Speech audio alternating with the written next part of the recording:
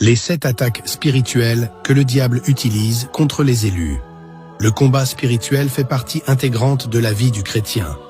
Dès que nous acceptons Jésus-Christ comme notre Sauveur et Seigneur, nous devenons des cibles pour l'ennemi. Il ne s'attaque pas à ceux qui marchent dans les ténèbres, car ils lui appartiennent déjà. Mais les élus de Dieu, ceux qui brillent de la lumière du Christ, deviennent des cibles privilégiées de ses manœuvres. Aujourd'hui, nous allons explorer 7 attaques spirituelles que le diable utilise pour tenter de détourner les élus du chemin de la vérité. Ces stratégies ne sont pas toujours évidentes, mais elles sont réelles. En les exposant à la lumière, nous apprendrons comment les surmonter par la puissance de Dieu. Avant de commencer, je t'invite à t'abonner à cette chaîne pour recevoir d'autres messages qui nourrissent ta foi et t'aident à marcher dans la lumière. Active également la cloche pour ne rien manquer. Ce que tu apprendras aujourd'hui pourrait transformer ta vie. Le diable est rusé, il ne se présente pas toujours comme un adversaire évident.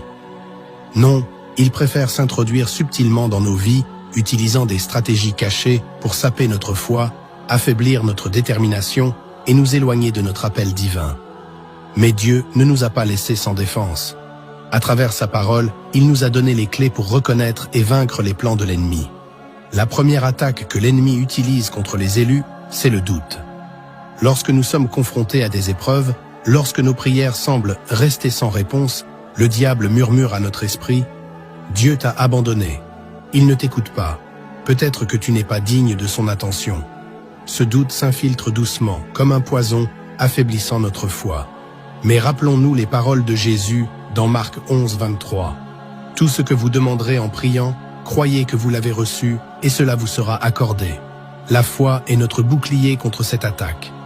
Lorsque le doute surgit, proclamons la fidélité de Dieu et la puissance de ses promesses. La deuxième attaque, c'est la distraction. Dans ce monde moderne, les distractions sont partout. Les réseaux sociaux, les divertissements, les responsabilités quotidiennes, toutes ces choses peuvent nous détourner de notre communion avec Dieu. Le diable sait que si nous restons ancrés dans la prière et la lecture de la parole, il ne pourra pas nous atteindre. Alors, il s'arrange pour remplir nos journées d'activités qui nous éloignent du spirituel. Mais Jésus nous rappelle dans Matthieu 6, 33, « Cherchez d'abord le royaume de Dieu et sa justice, et toutes ces choses vous seront données par-dessus. » Remettons Dieu au centre de notre vie et refusons de nous laisser distraire par ce qui est secondaire. La troisième attaque est plus subtile, mais tout aussi dangereuse. Les pensées négatives et la culpabilité.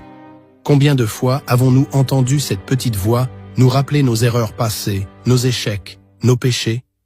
L'ennemi